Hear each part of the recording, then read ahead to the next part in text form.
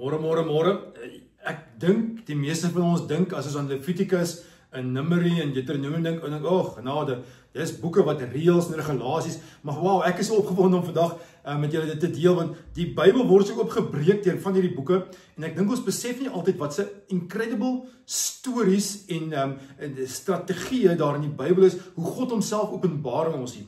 Ek het in my boekie te voet nogal 'n mooi hoofstuk daaroor geskryf, en julle kan gerus daarna gaan kyk. Dis regtig incredible. Die boek Exodus, waar ons nou laasweek by was, eindig by Moses wat 'n tent moet regmaak, met waar God teenwoordig gaan wees, waar die presence of God gaan wees, die vergaderplek waar God met die volk wil gesels, en God kom in met 'n wolk, en hy vul die hele tent van ontmoeting, en Moses staan buite, en God praat uit die tent uit met Moses. En hy praat die hele boek Levitikus met Moses vanuit die tent uit. Net so sukkie wat jy moet onthou.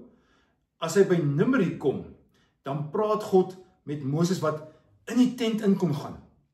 Nou word gesê, hoe moet jy lyk om in die tent in te gaan? En hy maak dit soos 'n groot vee. Hy sê, eers daar's 'n klomp rituele wat julle moet doen. Hy sê daar vir hulle wat se offers hulle moet bring. Graanoffers en sondoffers en maaltydoffers. Dis eers dit. Dan sê hy vir hulle, die priesters, julle moet op 'n sekere manier optree. En dan sê hy, daar's 'n klompie reinigingsvoorskrifte wat julle moet doen. Sekere goedes wat nie lewe nie, moet julle van wegbly. En dan, hoofstuk 16 en 17, ek gaan nou weer terugkom daartoe. En dan gaan hy weer op in die vee, en dan sê hy, aan die ander kant is daar weer 'n klompie reinigingsvoorskrifte, en dan weer 'n klompie voorskrifte vir die priesters, en dan weer 'n keer praat hy oor 'n klomp rituele, waar hy praat oor wat se feesdae hulle moet hê. Daar's 7 feesdae wat hy vir hulle instel, om te sê, maar dis die dae wat julle moet fees vier. Maar in die onderste punt van die vee, is daar hierdie wonderlike hoofstuk 16 en 17, waar hy die groot versoendag, daai spesiale fees, Yom Kippur, wat die Jode vier, instel. Daai fees is incredible. Die allerheiligste van die tempel mag jy nie by ingaan nie. Daar's net so dik gordyn wat hang, wat van die een punt tot die onderste punt aan mekaar geweef is, niks tussenin nie. En net die hoëpriester mag 1 keer 'n jaar aangaan, na 'n klomp rituele, en hy vat net 2 bokkies saam. Die een offer hy vir die volk se sonde, en sê daarmee, Here, ons is jammer, ons wil in 'n verhouding met U tree, ons wil hierdie verhouding regmaak, en die ander bok word die sondebok. Daarop laai hulle al hulle sonde simbolies, en daai bok word dan die woestyn ingejaag. Hy moet weggaan, want hy is die sondebok, hy vat al ons sonde, en hy hardloop daarmee weg. En hierdie is die crux van die hele boek Levitikus, om te sê, maar dis presies hoe dit werk. Interessant, daar's 'n dominee, 'n pastoor, wat in Amerika 'n kerk gestig het, 'n groot mega kerk gestig het. Ek gaan nie sy naam noem, maar het reg incredible werk doen, en sy eerste 6 maande van sy bediening in die nuwe gemeente wat hy geskep het, en hoe sy gemeente gegroei het net gegaan oor die preek in Levitikus.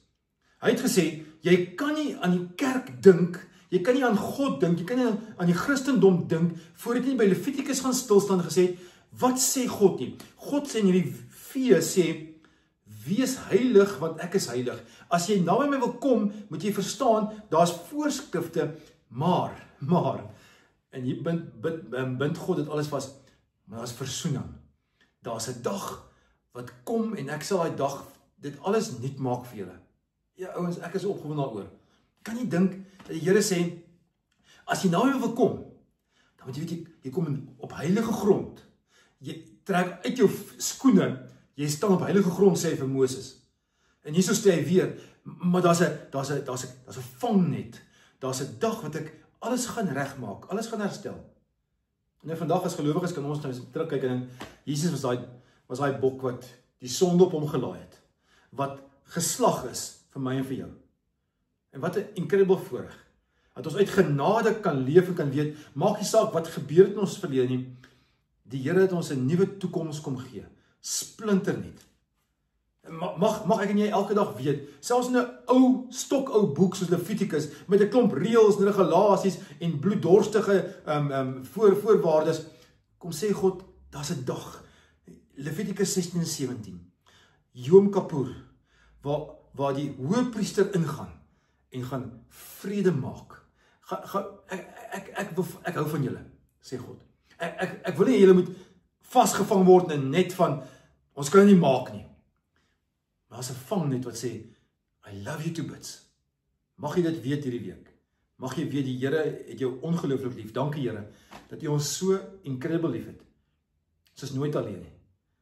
U spesiale dae, momente, ingebou, sodat ons kan lewe. Aan U kom ons lof en ons eer toe. Dankie, dankie, dankie. Dankie vir genade. Amen. Okay ouens, sien mekaar Sondag. Ek weet dit is 'n lang naweek, maar ek sien baie uit na Sondag se preek. Ek is baie opgewonde daaroor. Sien mekaar Sondag. Hê 'n lekker week en weet net, die Here love ons teenwoordigheid. En selfs al voel jy vuil en ver, hy te vang net om te sê, daar's 'n dag, daar's 'n moment, daar's 'n tyd wat ek en jy in vrede mekaar kan lewe. Hê 'n lekker week. Cheers.